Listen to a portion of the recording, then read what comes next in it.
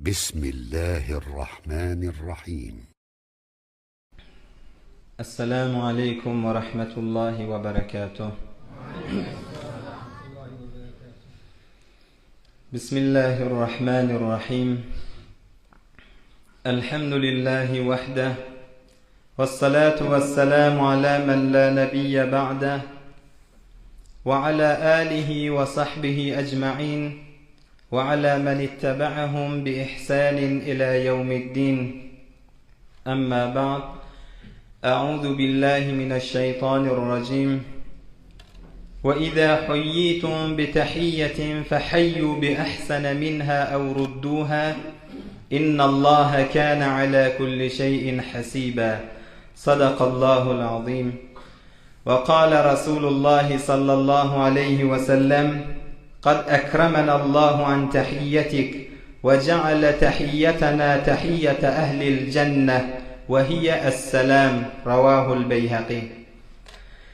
Hurmatly mu'min musulman doğullar, Hudaý tebarek we taala hemmeňiziň etýän taat ibadatlaryňyzy öz fazly kerem bilen kabul etsin. Allah hemmeňize diniňize, dünýäňize bereket bersin. Hudaý tebarek we taala Allah'ın dergahına etýän dogalaryňyzy, sanaýan tesbihat, takdisatlaryňyzy, galdyrýan gollaryňyzy, açýan elleriňizi öz fazly kerem bilen kabul etsin. Hemme dini oturuşyklary Hudaý Taala bereket bersin musulman dogallar, hassa jawan dostlar. Şu zamanada İslam dini zäifläp duran wagtynda dünýäň ýüzünde musulmanlar, jawan oglanlar ak sünnetten, ak yoldan daş düşüp barýan zamanynda sünnet eşdeýli, Peýgamberimizin ýoluny eşdeýli, ak dini eşdeýli keltirsiňiz, Hudaý tebarek we taala şumaky oturuşygymyz ýaly Allah inşallah cennetde de şeýle oturmak hemmemize nisip etsin. Musulman dogallar, cennetilen salamlary, cennetilen tahiyyatleri, bizim ak dinimiz, eýipden noksandan pak bolan eýämiz, cennetilen tahiyyatlerini biz musulmanlara sowgat etip beripdir. Cennette bir-birine sataşan wagtlarynda Esselamu aleykum diýerler. Perişteler cennetilere selamun aleykum diýerler. Bizlere Hudaý tebarek we taala ikram edip silap musulmanlaryň arasynda bir-birini gören wagtlarynda cennetdäki ediljek tahiyyati salamy Hudaý Taala bize şi ýaşap ýokak sowgat edip ikram edip hediýe edip beripdir musulman dogallar. Hudaý Taala aýtdy: "Ve izâ huyyitum bi tahiyyatin fahayyu bi ahsana minha." Ey musulmanlar, sizin biriňize salam berilse, "Esselamu aleykum" diýilse, ondan awdurrak jababyn berin. "Wa aleykumussalam we rahmetullah" diýin. Öňçäki salam berýänden awdurrak salam berin. Awrudduha has bolmasa şu "Esselamu aleykumun" ýerine "Wa aleykumussalam" diýin. Özüniňki ýaly gaýtaryn. Ondan artyryp bilseňiz-de gawy. Has bolmasa şu öz berşi ýaly salam berin. Hudaý Taala sizin hemme etýän işiňizi hesaba salýandyr. Peýgamberimiz aleyhissalatu vesselamyň ýanyna biri gelýär. Jahiliýetiň salam bilen tahiyyati bilen Rasulullah aleyhissalama tahiyyat aýtypdyr musulman dogallar. Jahiliýet diýdigi İslam dini gelmezinden tagriben 2 garyn öwünçe bir horafegeri, bir cehalet yerin yüzün tutýar. Hatta şu Araplan arasy. Jahiliýet döwran diýilse hemişe bellap goýan. Tagriben 2 garyn İslam dininden öwünçäge jahiliýet äsir diýilýär. Oham olaň tahiyyatleri en'im sabahan. Ýaşan muhaffaf edaqadan im sabahan diýenmişdikler. Yani sobbe hayır, ertin hayırlı bolsun diýdigi. Hudaý agzamaýarlar, faqat şunu aýtýarlar. Rasulullah aleyhissalatu vesselam'ın ýanyna bir gelýär. En'im sabahan diýär.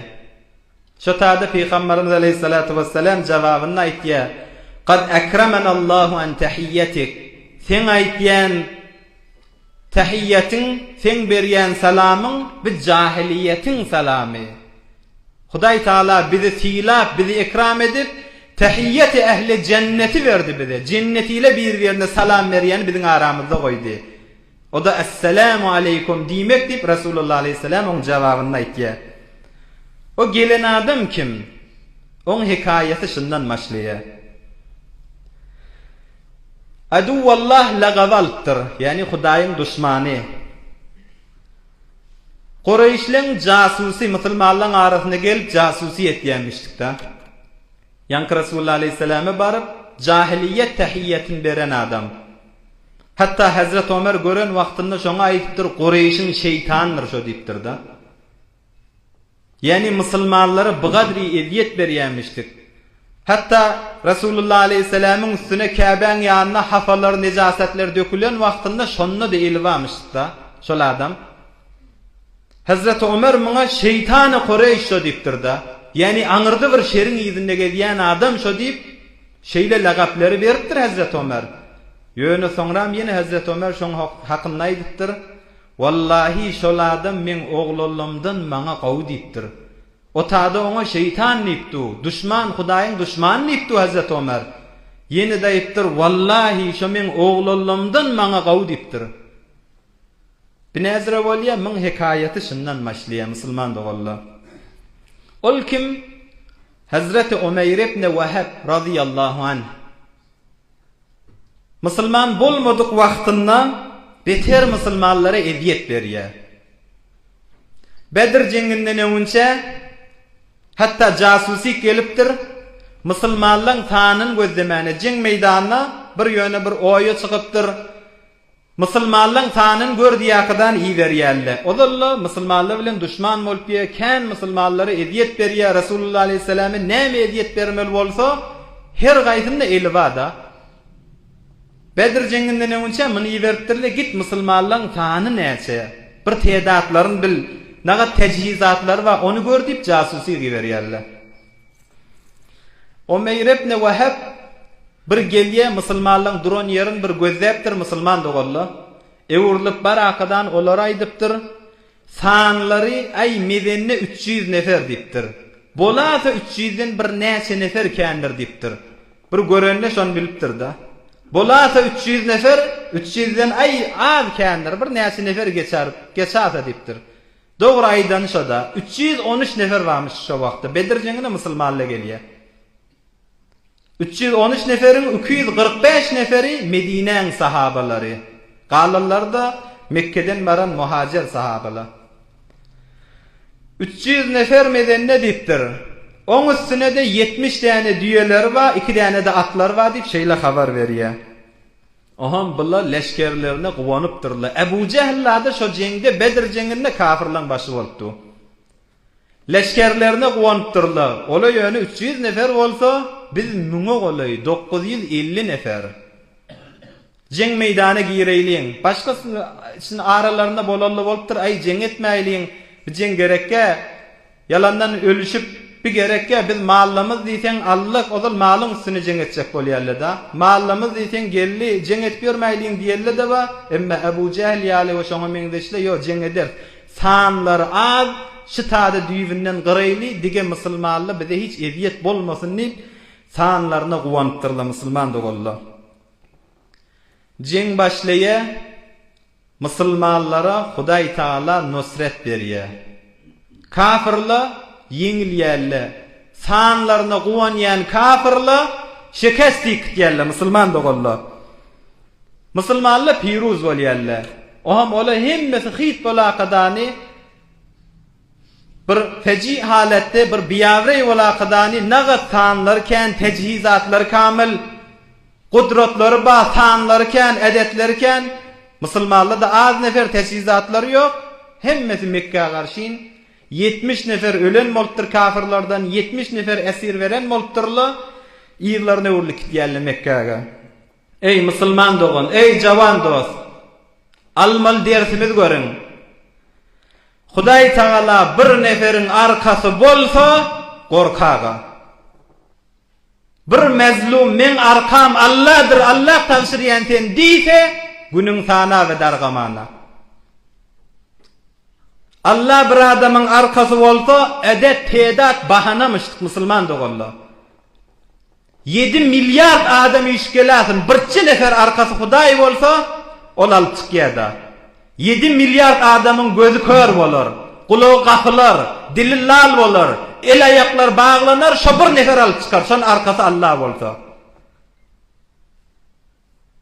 Bir adamın men arkam Allah deyse ağızlı kâni üssem çıkar. Bir adam men arkam Allah deyse zayıflı kavilere üssem çıkar. Bir neferin arkası Allah olsa Müslüman doğalla. Kişik zatlı olokon zatları üssem çıkar. Bir yımrığa sığıyan kuşla olokon fiillere üssem çıkar. Elem tere keyfe feale rabbuke bi ashabil fil. Ashab-ı fil hemmeniz bilýäňiz. Bir moşda sığjak kuşla Hudaý arkasy boldy, olokon fiilleri hemmesini helak etdi. Bir mezluma zulmetme. Ey men sen Hudaýa tabşyrýan diýdi günüň sana avandym meýlek. Bir adam arkam Allah diýse gorkmaly musulman dogalla. Hazreti Sadi aleyhirrahme nagat awadan aýtdy. Zurak erpiş mirevet bama ba Hudavende gayiptan nerevet. Zurmendi mekun ba ehli zemin ta duayı beraseman nerevet. Zorun biz yali iciz adamlı bilen şayet gitsin eve. Emma gaybi bilen Hudaya sen gücün yetmer. Yerin yüzündeki adamlara sen zor aytma. Birden asmana karşıyım doğa yollamasın Hudaya şon şerinin başından savda deyip. Onna sen günün dargamanı günün sanadı. Ol kafirla edetlerini guvanıptırla Müslüman doğalla. Hudaý Taala arkası bolan 313 tane Müslümanla olar şikest berýärler. Olar hemmeti qiyt bolaqadany naumid bolup 70 tane oloqollarından hatta Ebu Cehl şu wagtda helak bolýardy. 70 neferi ölýe, 70 neferde esir düşýär Rasulullah aleyhisselam'ın eline. Emma gurrunun başlap barýanymyz Umeyr ibn Wahab bir ölmeýädem esirde düşmeýär. Mekke öwürlýärli bilen Mekke öwürlýärdi. Ýönemin ogly Rasulullah aleyhisselam musulmanlaryň eline esir düşüpdir musulman dogalla. Oham bir jeng tagulandan soňra günlerden bir gün erti bilen turýa botlara garşy inmarýa.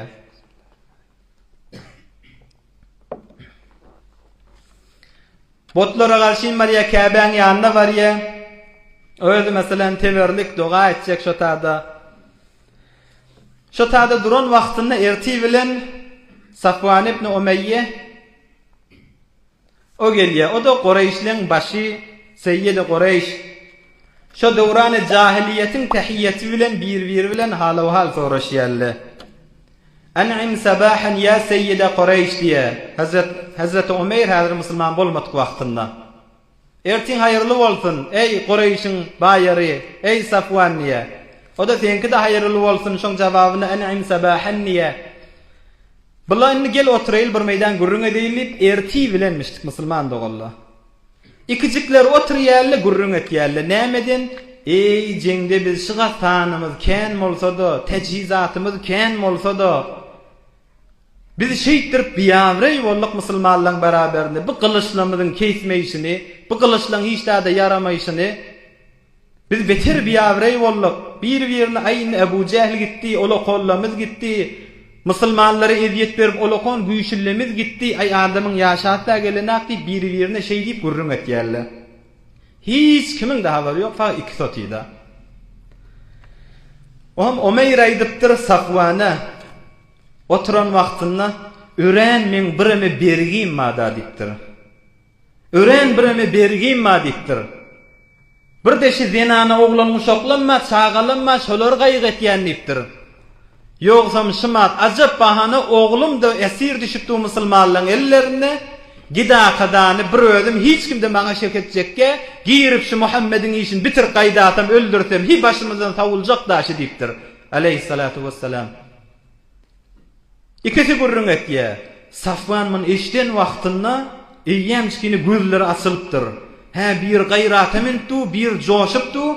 Sen bergin nagat bolsa özüm boyun alýan dipdir. Bergin gaýga etme dipdir. Oğul gyýdyn gaýga etme dipdir. Özüm ýyzyndan öz oğul gyýdym ýaly edip saklaryn. Sen git fagaşy Muhammediň işini bitirsen bolýar dipdir. Sallallahu aleyhi ve sellem. Sen git dipdir, hiç täze gaýga etme, bergin de gaýga etme, oğul gyýdyn da gaýga etme. Men mal mülküm bol dipdir. Özüm gözlerdi, öz oğul gyýdymdan fark goýmar dipdir. Ey musulman dogallar. Bidereklige, günäge bir musulmanlyň aleyhine küçdürmek, gyzdyrmak, zerer vermeden şirim arkalaşmak kafirliň ahlagydyr musulman dogallar. Hudaý tebarek we taala ve taawanu alal birri we taqwa. Ey jawan musulman dogan. Hudaý taala aýtdy, bir-biriňize ýagşylyga, hayır zatlara kömekleşin. Ve la taawanu alal ismi vel udwan. Düşmanlyga, günäge garşy kömekleşmeň. Safwany we arkalaşypdy. Men sana hiç täze gaýga etme, gitsen dipdi. Sen günäň zeminelerini ferahem edip bermeklik bir musulmana, bir musulmanyň ahlagyda bir kafirliň ahlagy. Sen gawdatlara kömekleş. Sen günäň ferahemin hafa haram içki içjek bolýa, sen jaý tapyp berýän. Sen oňa zeminesini ferahem edip berýän. Haram oturşak bolýa, sen jaýyn tapyp berýän. Haram sataşak bolýa, bir sagat diýe jaýyn tapyp berýän. Taawanu alal birri ve taqwa. Qawlyga bir-biriňe kömekleş bol. Ol günäge garşy kömekleşmeklik musulman dogan o kafiriň ahlagyda. Haram oturşak diýe, haram sataşak diýe bilýän da sen ay maram ma'rifet kököjek bolýan, dostum diýdirjek bolýan. Sen dostsaň, sen oňa hyýanet etdiň. Sen oň denanasyna hyýanet etdiň. Sen oň işini ýol salýan bol, sen oň oglançyklaryna hyýanet etdiň. Son sen oň din dünýäsine hyýanet etdiň. Sen oň haram etdiň. Günäge kömekleşmeklik kafiriň ahlagydyr musulman dogallar. Oňa biz Safwan aýtdy, sen hiç täze gaýga etme diýe. Oğul gyýdyň men özüm gözlerim, bergilen özüm bererim diýe. Bizlere günäge kömekleşmek, musulman dogan arkalaşmak olaň ahlaklarymyşdyr. Hazreti Safallah ýerişan nagat awadan aýtdy. Didi bir di we hased ýene birge, baryp keýdet falan fahişli ýerge. İki şeytan bir-birine sataşypdyr da. Git falan ýerde bir üýşmelik ba, bir näçe nefer günäk bulaşyk bolupdy, günäk bulaşypdy ulla. Şolaň arasynda barda bozogoýçylyk hileň ma bolsa dök diýipdir. Ey musulman dogan. Git näme hileň bolsa, näme honeriň bolsa dök şotak diýipdir. Didi ol fergeden faryg bolýar, alardyr bir-birige rehber-i nar. O şeytan aýtdyr, o olardan elçek, olara barp berme diýipdir. Ola bir-birine rehber bolupdy, oda gitmäne. Ola özleri günäge kömekleşipdi, bir-birine arkalaşypdy. Biz niýazymyz ýok, olara barp bermeýlipdir. Git başga kişilere meşgul bolupdyr. Bilipdir zahiri düşmenlerin dost, emes hajatke girmek et bile pus. Ola zahiri düşmanlaryny dost bilipdi, näkik dost mükadipdi. O bir-birine kömekleşipdi, dost mükadipdi. Emme hakykat düşman şo diýipdir. Emes hajatke girmek et bile pus. Senon girakadan et bilen hamynyň arasyna girmeklige hiç niýazy ýok. Ola bir-birine günäge kömekleşipdi diýipdir. Ey musulman dogan, jawan oglan, bir dostyň çyndan gawwarýan bolsaň günäsine arkalaşma. Bir dostyň çyndan gawwarýan bolsaň harama barjak bolsa arkalaşma. Ol şeytanyň we kafirliň bernamasynda bolýan zat. Musulman musulmanyň elinden tutar.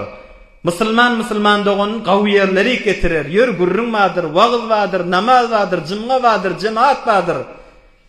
Musulman muňa arkalaşmaly. Safwan aýtdyr, sen gaýga etme. Ama da şoň kefi bilen şu gurrunymyz diýipdir Ömer. Ey Safwan, erti bilen gurrun etdik. Hiç kim eşitmedi. Şu gurrunymyzy şu Hajarul Aswadyň ýanyna gurrun etdik, şu taçykda gömeýli. Mını bir eşte men Medine barmaqam eyyam Resulullah'a Muhammed'e haber beramatırla diptir. O da men Nakşam'dan eyyam haberli bolur, Nakşam'da hiç bolur. Ştada gömeyli, hiç kimin haber bolmasın neye kadar bir bilen şey diyerler. O bolacak zat Müslüman da onu. Hanonna Allah iki nefer gurrun etmeli, hiç kimin haber bolmasın nimeli. O da Huday Taala'nın peygamberden habersiz oğrunca bir iş etmeli. Huday Taala hemme zatlar bilip dura Müslüman da onu. Mücadele surasında Huday Taala näme diye? Habersiz günah etyen, habersiz günah yüzünde gelyen. Hiç kimin haberi yok, emma Hudayın haber var. Alam tara anna Allah ya'lemu ma fi's semawati ve ma fi'l ard. Allah yerdeki, asmandaki, göğdeki zatları Huday bilye. Ma yakunu min necwa thalathatin illa huwa rabi'uhum. 3 nefer walaqadan pis kepleşen hiç kimin haber bolmasın, eştamasın diýende, dördülençiler Hudaydır diye. Ve la khamsatin illa huwa sadisuhum. 5 nefer bol gurrun etýämi. Huday Taala'nın 4 nefer, 3 nefer dip mesal tutýarlygy şo wagtda munafıklar, ya kafirlar, üýstek ma'lum bolar dip bir näçe nefer walaqadan gurrun etýämişlikler. Ma yakunu min najwa thalathatin illa huwa rabi'uhum wa la khamsatin illa huwa sadisuhum wa la adna min zalika wa la akthara illa huwa ma'ahum aynama kanu. Sanıňyz 5 bolsa 6-lancys mendirin, 3 bolsa 4-lancys mendirin, 2 bolsaňyz 3-lancys mendirin. Kän bolun, az bolun, gapdalyňyzdaky o ýerti mendirin diýär Huday Taala. Bilipdi hemme zady. Aham bula şo taýda gurrun etýärler, hiç kim bilmesin, Hajarul Aswadyň ýanyna gurrun etdik, ştajykda galsyn, ýogsam habar baraty biziň nakşamyz hemmesi berbat boljak. Öýüne barýa, bela fasyly wesaýallaryny teýýarlaýa. Wesaýallaryny teýýarlaýa, bir düýäni alýa, adazyk bukjazyndan ýa, gylyjyny çalypdyr, kesgir etdir. Oň üstüne de zähere bulatdyr da. Yani şu fakat innamına Resulullah Aleyhisselam'ın innamına kalksa da kılıç bilen ölmese de zehir bilen ölsün niyakadani Resulullah Aleyhisselam'ı şeyli biderek niyet bilen Medine'ye karşı vuraptır Müslüman da valla. Medine'ye yeten vaktinde barışına Resulullah'ın göreyinip son başka hedefi yok da bazılarına varmak ya başka zatte. Barışına Resulullah Aleyhisselam'ın mescidine karşı vuraya. Mescidin gafına düýesinden düşýe, düýeden düşä kadany şeýle bir durýa. Şo wagtda Hazrat Ömer de mescidin gafına başga ensari sahabeler bilen oturup Hazrat Ömer gurrun etdiňmişdir. Ey biz tanymyz az bolsak da Huday Taala bize nagat ikram etdi. Görýäňizmi Allah arkaň bolsa hiç bir gudrat öwüňde durup bolmaýar diýip Hazrat Ömer sahabeler bilen gurrun etdi oka. Birden Hazrat Ömer gözüniň gyýagy bilen gözläpdir. Ol Umeyr ibn Wahab Mekke'de Müslümanlara şeyli eziyet berip gören Umeyr gelipdir.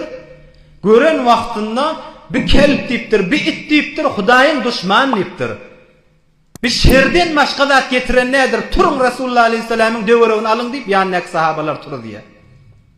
Barın Resulullah Aleyhisselam'ın döweregini tutun diýe. Aham barakadany Hazrat Ömer sahabalara eşerik iýerýär. Berden öz Umeyr'in ýeňsesinden tutup idir dedi akadan mescide talypdyr. Resulullah Aleyhisselam'ın öwüne getirýär. Ýeňsesinden idir dedi. Peygamberimiz Aleyhissalatu vesselam onu gören wagtynda aýtdyr: "Ersilhu ya Ömer." Ey Ömer, göwer aýr elini çek diýipdir. Hazrat Ömer ondan elini çek akadan kılıcını biýilinden alyp boýnuny oklapdyr. Resulullah Aleyhisselam uzak dur ey Ömer diýipdir. Hazrat Ömer kenara tawulypdyr. Ýanyňdaky sahabalary da aýrylan açyň ýollaypdyr. Inne o taýda mahfice gurrun edenlerini Resulullah Aleyhisselam bu taýda aşşakda ona. Ewräktiş ey Ömer diýipdir Resulullah Aleyhisselam. Ewe gelipdir. Aham Peygamberimiz Aleyhissalatu vesselam aýdypdyr. Inne gören wagtynda ýanky Ömer Resulullah Aleyhisselam ewräktiş diýen wagtynda ewräk gelakadany ol jahiliyetin tahiyyeti bilen salam beripdir. En'im sabahan nipdir. Resulullah Aleyhisselam'a. En'im sabahan. Ertin hayırlı bolsun nipdir. Peygamberimiz Aleyhissalatu vesselam on tahiyyetinde ibtida başlamızda aydanımıza aýdypdyr. Qad akramanallahu an tahiyyetik Sen salamından awadan salam bilen Allah biz silat dipdir o sataşan wagtynda. Ve ja'ala tahiyyatana tahiyyata ahlil cenneh. Bizim salamymyzy biz musulmanlaryň kyny cennet ähliniň salamyny biz musulmanlaryň arasynda Allah goýup dipdir. O da assalamu aleykum diýär. Biz aýdy we gurrun dipdir. Indi ştada musulman dogolla salam moratda bir näçe mowzu işarede akadany bir näçe gurruna oň edamasyny alyp gider. Tahiyyat ahlil cenneh assalamu aleykum. Bizim fıkh kitabımızda Haşi İbn Abidin onnaýtdy salam lafzy jawan musulman dogollu. Biri-biriň görüňizde ýaýradyň şunu. Cennet ähliniň salamy haşy. İki lafz bilen salam bermeli. Bizim fıkh kitabımızda. Ol ikiden başga salam bolup düşmeýär. Assalamu aleykum diýmeli. Ya da selamun aleykum diýmeli. Gaw dikkat edin. Salam boljak bolsa, sogagyny aljak bolsaň, ya assalamu aleykum ya da selamun aleykum diýmeli. Ýöne salam diýmeklik, ya salam aleyk diýmeklik, hatta jawan olanlaryň arasynda. Salam aleyk diýdige taňa ölüm bolsun diýdi bolýar. Yahudiler Resulullah aleyhissalama gelip salam aleyk diýipdirler da. O salam aleykum diýdi, ýani taňa ölüm bolsun diýdi bolýar. Ey jawan, aýtýan zadyňa habardar bol. Musulmaniyette salam vermeklik assalamu aleykum diýmeklikdir. Ya da selamun aleykum diýmeklik. Şu sünneti diýreldeýliň. Bir däne sünneti diýreltmeklik zamana fesat bolan wagtynda ey jawan, ey musulman dogollar, şundan çykdyk, dilimizde indemelek assalamu aleykum bolsun bir-birimize. Eseriňizde baraňyzda assalamu aleykum, selamun aleykumdan neveter assalamu aleykum diýmeli İmam Azam Ebu Hanife rahmetullahi aleyh. Şon Rasulullah aleyhisselam Miraç gecesi asmana giden wagtynda Hudaý Taala Rasulullah aleyhisselame hemin ettehiyyatda namaz okuyatsa assalamu aleyke eyyuhan nebiyyu diýmesmi? Şu assalamu aleyke diýmek Hudaýa aýtdyr diýär Ebu Hanife rahmetullahi aleyh. Allah'ın aýdan salamy assalamu aleykum diýmek. İmam Şafii rahmetullahi aleyh ki Kur'an-ı Kerim'de selamun aleykum de gelipdir diye. Biz assalamu aleykum diýmeklik Ebu Hanife rahmetullahi aleyhin nezariyeti şoda. Bir däne sünnet-i şymat diýreltsen bir şehidin sogagy barda. İmam Ahmed ibn Hanbal rahmetullahi aleyh mäňiz bilýäňiz 4 mezhep baş Ehli sünnetin 4 mezhep başynyň biri İmam Şafii, İmam Malik, İmam Ebu Hanife, o birisi kim? İmam Ahmed ibn Hanbal radıyallahu anhum. İmam Ahmed ibn Hanbal bir gece diýişimde diye bir ses geldi maňa, Hudaýyň hemme günäleň geçti bir sünneti diýreltdiň ha diýipdir. Şu peýgamberiň ýolları diýakadany şu niýet bilen diýreltdiň ha. Şu sebepli Hudaýyň tamam günäleň geçti ey Ahmed ibn Hanbal diýipdir. Oğam Hazreti Ahmed ibn Hanbal aýtdym diye, sen kim bolýan diýdim. O ses aýtýany. Onda men Cibrail ýakadan gitdi diýdi. Ýani bir sünneti diýreltmeklik adamyň günähiniň geçirilmekligine de sebep ha musulman dogoldy. Şu zamanada özümizde şun aýdaýlyň assalamu aleykum diýip, oglanjyklarymyz, çağalamyzyň da ýüreklerinde nahallar göwgeldeýliň edep bolsun. Indiki önüwes barýerli de şo bilen ulalsyn musulman dogoldy. Assalamu aleykum aýdyň eseriňizde, öýüňize gireňizde aýdyň. Ta oglanjyklaryň da ýüreklerinde nahal bolup ulalsyn, şo edep bolup aralarynda galsyn. Näme diýip biz sünneti diýreltmeli? İsrail'le bir danışga var. Hemmäňiz bu mat habaryňyz var. İsrail'le bir danışga var. Fakat Yahudiler şu ulamaýy İslamyň okuyan kitaplaryn tefsirden, hadisten, fıkhdan şoň üçin fakat öwrenýärli näme diýip musulmanlar ýykyly, musulmanlaryň aleyhine işleýip Kur'anyň hadisini tefsirini öwrenýärler da. Kafirler şymat her zamanada bir danışgan içinde tahassusi öwredilýär. Fıkh we hadis, Kur'an tefsirlerini näme diýip İslama zarar berýärler. İslama zarar bererler, emma İslamyň öwüne geçip bilmerler musulman dogollar. Ol İslam dini Resulullah aleyhisselam'ın zamanından ta kıyamata çellim baryan gatardı. Her zamanadan geçip baryan gatardı. Oğlum bunu Allah hidayet edip bariye. Bu Katarın evine duracak adam olmar. Mın maksadinden evinden keşecek adam olmar. Bu Hudaýyň hidayeti bilen sürlüp barýan zat. Mın içine ak imanın içine girip Katarda jahilce oturýarlar da bolýar. Ey şunun üstünde musulman da bolýar. Şu Katara minende defa galyp gitseňde, ýawaşyp gitseňde, adi işler bitirdiğine sen giýje günlüğüň hytmat edip başarmasaň da oturup azıcık hytmatlar etşin ýal sünnetler diril. Şu Kataryň üstünde defa galyp gitseň de sen ahirete garşy garar git. Şondan galma. Ola Hudaýyň ýolun taklajak bolup giýje günni sırfyn ýaly. Biz musulmanlar näme diýip sırfynmaly? Oglalaryňyzy öwredin, özüňiz ýaýradyn. Assalamu aleykum diýmeklik cennet ählileriniň tahiyyatidir musulman dogalla. Bir däne sünneti şigiýje öwrenlik diýip öýüňize bardyňyz şunu ijra edin. Özüňize de bereket geler, eşeriňize de bereket geler. Peygamberimiz aleyhissalatu vesselam Hazreti Enes radıyallahu anh aýdypdyr. Ya bunayya iza dakhalta ala ahlik fasallim. Ey oğulcugum diýipdir.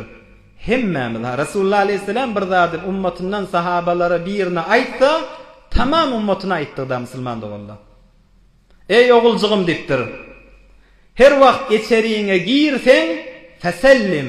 Assalamu aleykum diýden gir diýipdir. Yakun barakatan aleyk ve ala ahli beytik. Ravahu Tirmizi. Sen özüňe de bereket bolar, içeriňe de bereket bolar. Giren wagtynda işden gelýän, daşardan gelýän 3-4 saat ýokmuşdyň. Inni içeriňe girende tagaman otyňmay diýme. Onda hiç bereket ýok. Tagaman otyňmay diýme. Assalamu aleykum di. Hatta Raddul Muhtar diýen kitapda fıkh kitabymyzda aýtýar, eseri girende adam bolmasa, hiç kim ýok bolsa da assalamu aleyna we ala ibadillahi salihin diýen gir. Periştelerin jababyny öwürýär. Hem sen içerde zinanaň oglan uşaklaň da ba bolsa, hükmen assalamu aleykum di. Hiç kim bolmadyk wagtynda assalamu aleyna we ala ibadillahi salihin girmeli. Periştelerin jababyny öwürýär. Şu bir sünneti şu oturan cemaatla Rasulullah aleyhisselam'ın şu zamanada sünnetler kän terk bolýan wagtynda inşallah şumat öwrenlik diýakadan içeriňizde bardyňyz assalamu aleykum diýakadan girin. Şu sünneti direldeýin diýin. O Ahmed ibn Hanbal rahimahullah ten günälen şu sünnet sebepli geçdiýän inşallah bizlere de şamil bolar.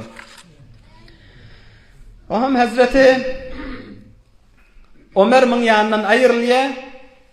Rasulullah aleyhisselam öwrek süýşdiýär.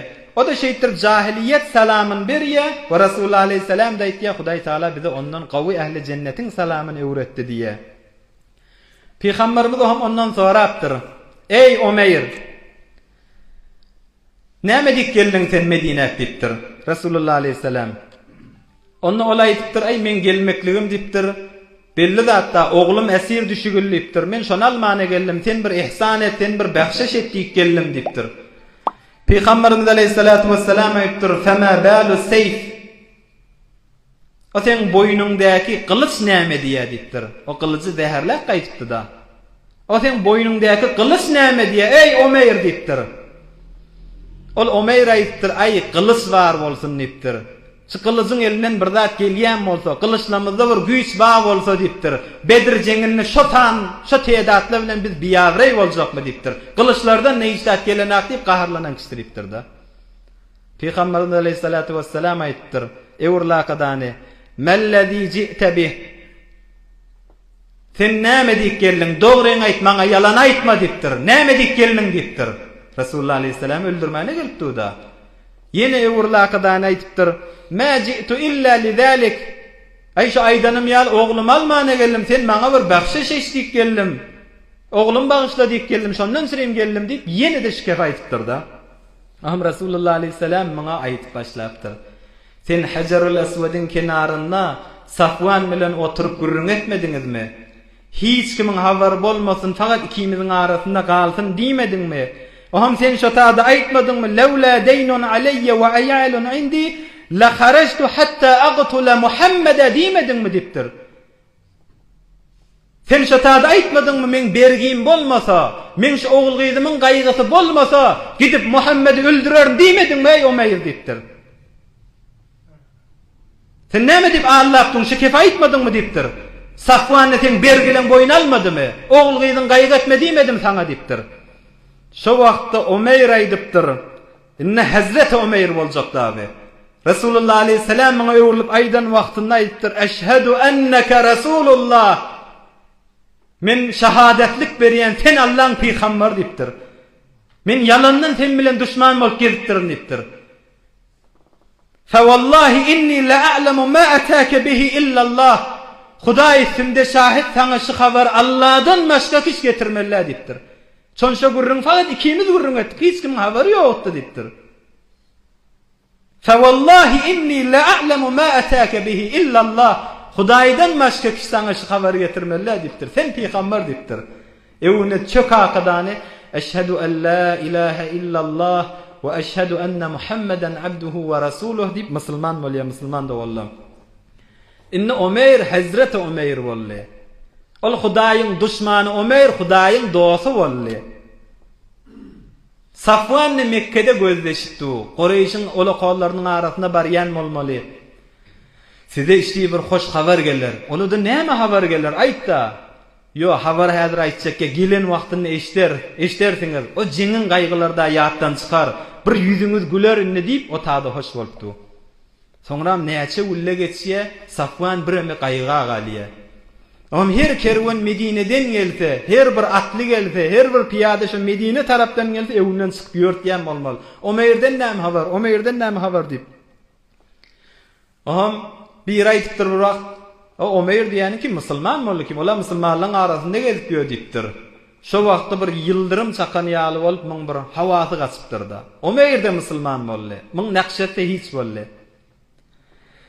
Soňra Umeyr Hazreti Umeyr radıyallahu anh Resulullah aleyhisselam aýtypdyr musulman da boldy.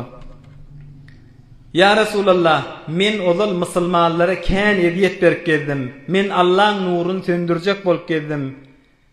Men Hudaýa peýgambere düşman bolup geldim. Musulmanlara kän ediyetleri verdim.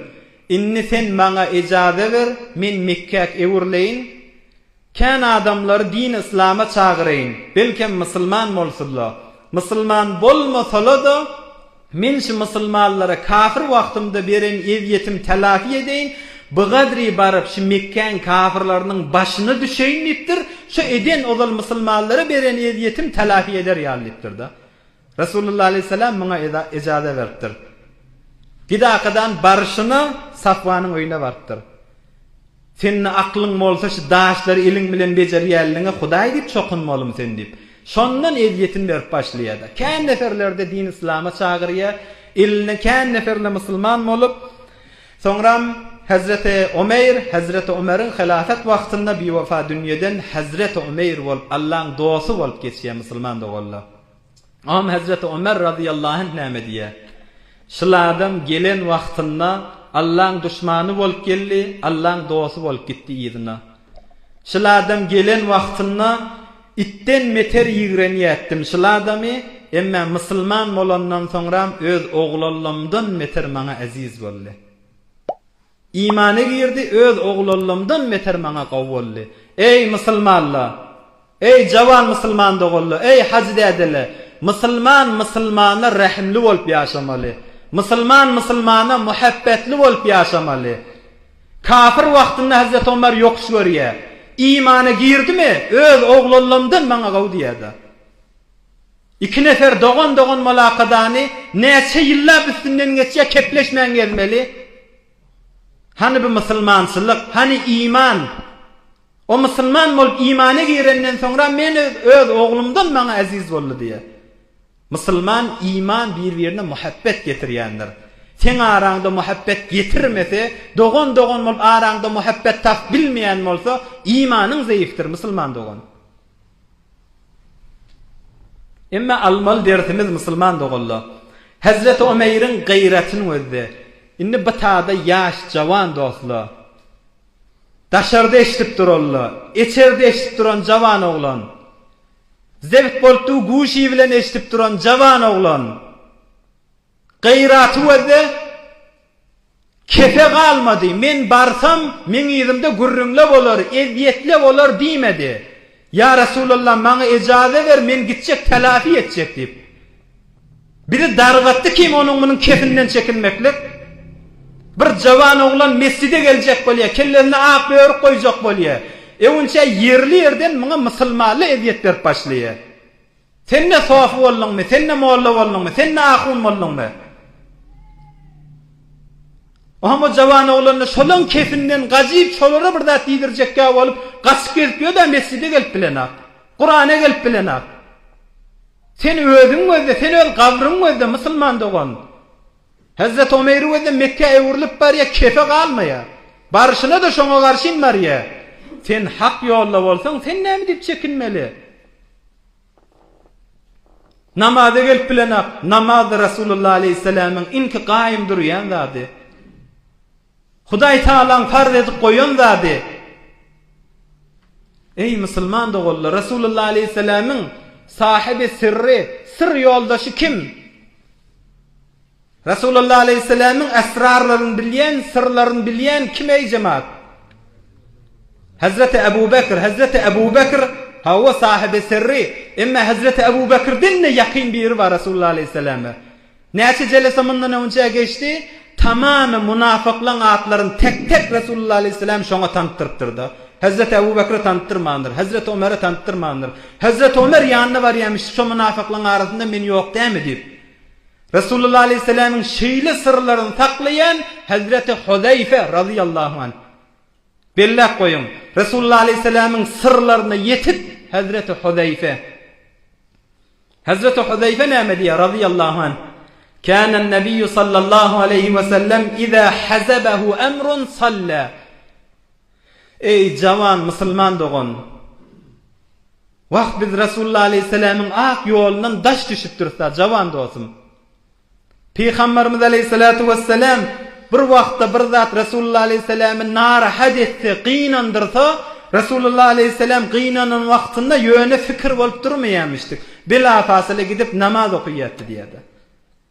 Şu namaz okuýanda gaýgylaryndan ýeňliýe, gaýgylaryndan asylýe, ýöne oturup fikre çümüp, ey jawan, ya dostlaňa deň urup bir oturuş bolsunda men bu mat narahat, men asabym dagun, men asabym kurt.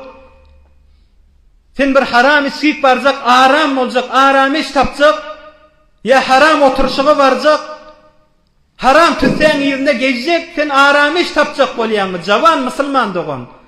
Peygamberimiz aleyhisselam bir narahaty başyna gelse namaza ýykylýarmışdy. Emma biz farz namaza ýykylyp bilmeýäs, oňa sen gitjek haramyň içinde arameş tapjak. Ey jawan musulman dogan, şunu bellaga. Arameş Hudaýa sen ýykylmasaň başga zatda arameş ýokdur. Magamyň ýüzünden şeýle gedaga ey jawan oglan. Ey jawan dostum. Magamyň ýüzünden şeýle gedaga gel diýil sen dünýäň magamynda inki olakan adam bollaň. Magam sana arameş getirermi? Hiç wagtda sen arameşe ýetmeýän. Şeýle sen giýje günni serwetiň ýüzünde gedaga, dünýäni üşraga. Diýil sen dünýäň ýüzündäki serwetmende adam bollaň, mally adam bollaň. Arameş bibilenne tapmarsyň. Sen şöhretiň ýüzünde gedaga, dünýäň meşhuru bolaga sen. Şöhret bilen arameş gelmer ey jawan. Sen şehwetiň ýüzünde gedaga giýje günni. Halan zire şehwetiň haramyň içine bulaşaga. Öňküden weter aýaň taýyr darga gidersiň. Arameşe ýetmersiň. Onu arameş nämede? Arameşten maha.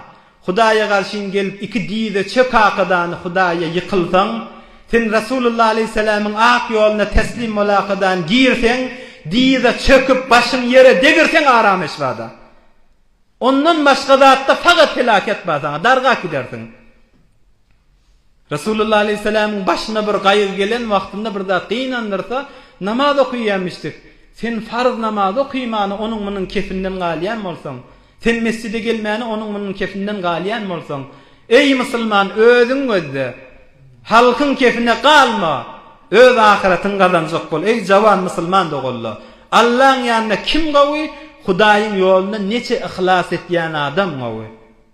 O namazdan o namaza gözleşip durýan adam gawy. Peygamberimiz aleyhissalatu vesselam aytıptır. Ahirki jowrun inşallah şu bilen gurrun tamam etjek. Ey adamlar size boşluk deyiptir. Sizin Hudaýyňyz 7 kat asmandan periştelerinin arasında Hudaý Taala galkynýa deyipdir Resulullah aleyhisselam. 7 kat asmandan gafyny açýa etek periştelerini görýäňizmi? Şol bendelemi mescitde o namazı okuydular, inni o namazı gözleşdirdiler. Men bendelem haşala deyip Hudaý Taala galkynýa deyipdir. Namaz okuyan kän imaly dogolla ba Hudaýa şükür. Ya denanalardan bir ýere gitjek bolýarly, ay ikindi nara gitsem indi men bazara gidatsam namazym galjak, agşam namazym geçjek. Gitmeýä, namazyny okuyup gitýä. Hudaý Taala galkynýa şoňa. Şiçir men benden ma diýakadan galkynýa. Ey jawan musulman dogolla forsat dämişi? Hudaýyň taňa galkynýa, o namazy gözleşip dursaň, sen näme diýip binesip galmaly? Sen näme diýip oňmanyň kefine galakadan sen muňa gelmeli? Hudaý bir adamlar gawwarya näme şizre ýygyna ýörtýän bolsa. Bir jawan oglanlaryň biri jymga namazda ders sabede jawan musulman oglan. Jymga namazda oturan bolmaly. Oňam bir şeýle kellesini etege dakadan gözüni ýym uklaýan ýaly bolup etegini gözleýän bolmaly. Gapdalyna bir saqqally, heýbetli bir gelakadan barmagy bilen muňa kakypdyr. Hey yatma namaz okuljak bolýar diýipdir. Oňam bir de kellesini galdyryp gözläp yatamak diýipdir. Ýene kellesini etege gözüni ýumupdyr. İkilenji gedek ýene kakypdyr, tur diýipdir. Yatamak diýipdir. Üçlenji gedek ýene gözüni ýumup kellesini etege edipdir. O gapdalynaky heýbetli ýaşly adam, awadan saqqally nurana adam muňa ýene kakypdyr. Hey tur diýipdir. Jymga okuljak bolýar, namaz okuljak bolýar diýipdir. Ol jawan oglan göz zakadany aýdypdyr muňa. Yatamak diýen, menden sen el çekjekmi, öz işiň bilen boljakmy? Ýa sen Hyzyr peýgamberdiňi şu jemaata tantyryp, hemmesin saňa bir çözdüreýinmi? Hemmesiň daşyndan gelakadan, hey Hyzyr peýgambermi sen näkadan sakkalyň bu gadry syfazlasylla, hemme sakkalyň düşürsüllemi diýipdir. Hem Hazreti Hyzyr aňlalypdyr. Ey Hudaýa diýipdir.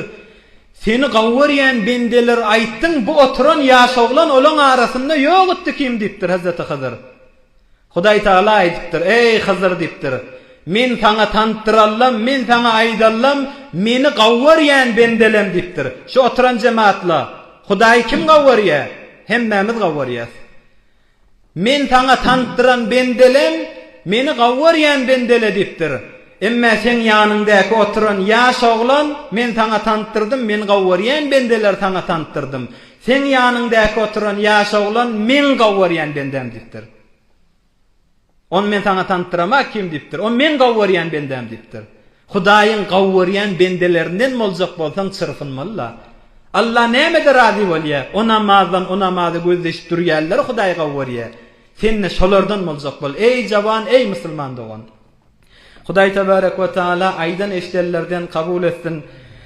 Hudaý taala hemmeňize eşerleňize bereket bersin, agzybirlik, muhabbet bersin musulman dogallar. Şeýle edep bilen, hormat bilen oturdyňyz.